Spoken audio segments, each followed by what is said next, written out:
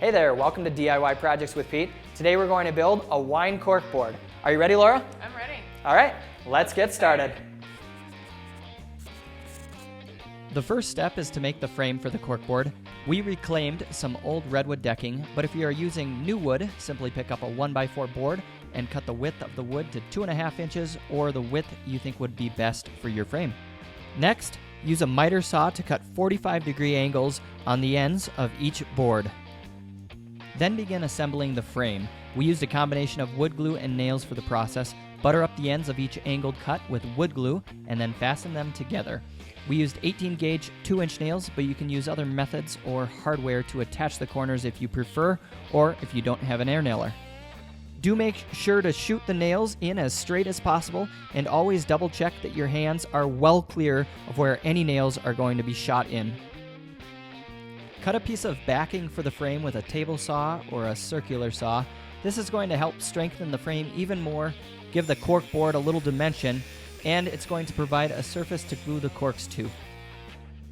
We used some scrap 1/4-inch thick plywood that was laying around the garage and attached it from the backside with some 3/4-inch 18-gauge brad nails. Once the glue dries, give the wood a quick sanding with some 220 grit sandpaper and let the dust settle. Then finish the wood with the paint or stain that best fits your style. We applied some golden oak stain from Minwax with a brush. The brush is going to help get the stain in all the hard to reach places, but then you'll want to use a rag to remove excess stain and to even it out. Once complete, allow the stain to dry. Next, we applied a couple coats of polyurethane to make the colors pop and to give the piece a nice, durable finish.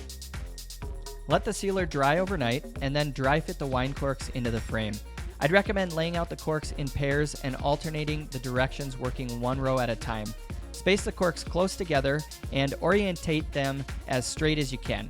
You may need to cut a couple corks down to size using a serrated bread knife in order to fill up any extra spaces. When you have the corks all laid out how you'd like them, start from one corner, remove one cork at a time, and apply hot glue to one side of the cork. Then position it back in the empty spot, working one row at a time. Now, if the cork has writing, logos, or any special designs, you may want to make sure it faces outward so it's going to be seen. Take your time with the process and have fun thinking about all the memories associated with each wine cork. I know it's going to take a lot of time to accumulate enough corks for the board, so if you need help, ask friends or a local restaurant to save a few corks for your project. Or you can order a whole bunch of them rather cheaply from Amazon, and you can find the link below if you need some. Lastly, nail on some picture hanging hardware, and then hang up your brand new cork board and start pinning photos and whatever else you'd like to your finished project. All right, thanks so much for tuning in to DIY Projects with Pete. I hope you enjoyed today's tutorial and that it inspires you to build your own wine cork board. For the complete tutorial, head over to DIYpete.com/wine cork board. And don't forget to give us a thumbs up if you enjoyed watching this video and to subscribe to the channel. Thanks again for watching, and cheers. Cheers. From Montana.